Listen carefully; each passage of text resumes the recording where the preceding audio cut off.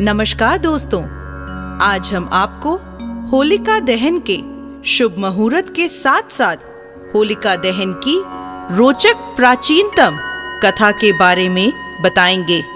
दोस्तों, इस वर्ष होली का त्योहार फागुन मास की पूर्णिमा तिथि दहन का शुभ मुहूर्त शाम के 8:36 से 12:58 तक का रहेगा। दोस्तों, आज हम आपको होलिका दहन की सबसे प्रचलित कथा सुनाने वाले हैं।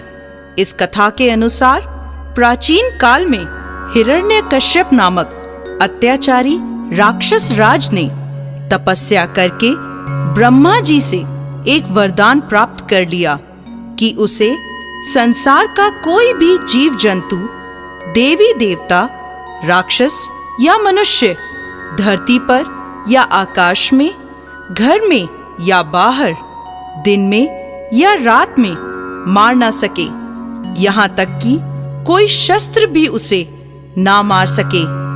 ऐसा वरदान पाकर वह अत्यंत निरंकुश बन बैठा।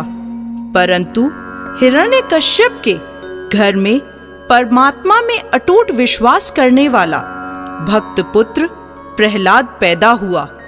प्रहलाद भगवान विष्णु का परम भक्त था और उस पर भगवान विष्णु की कृपा दृष्टि थी।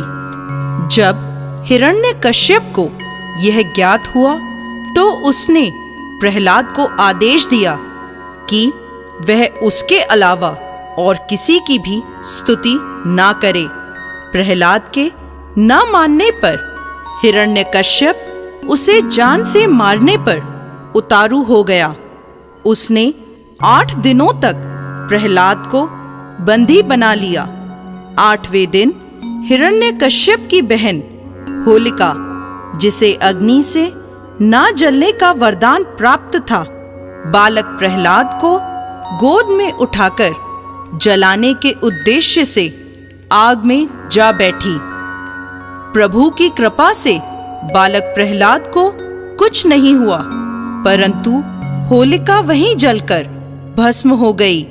इस प्रकार प्रहलाद को मारने के प्रयास में होलिका की मृत्यु हो गई। तभी से बुराई पर अच्छाई का प्रतीक होली का त्योहार मनाया जाने लगा।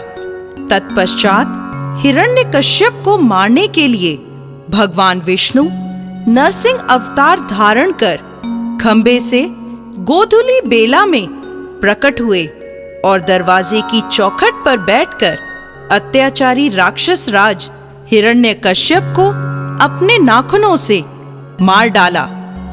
तत्पश्चात इन 8 दिनों को होलाष्टक के रूप में मनाया जाने लगा। इन दिनों कोई भी शुभ कार्य जैसे विवाह, नामकरण, गृह प्रवेश, निर्माण आदि अनुष्ठान अशुभ माने जाते हैं। दोस्तों, होली का त्योहार राधा कृष्ण की पावन प्रेम कहानी से भी जुड़ा है। दोस्तों, होली उत्सव पर अहंकार की, अहम की, बैर द्वेष की और ईर्ष्या संशय की होली जलाई जाती है और रंग खेला जाता है भगवत नाम का, सद्भावना का, प्रेम का, भाव भक्ति का और विश्वास का।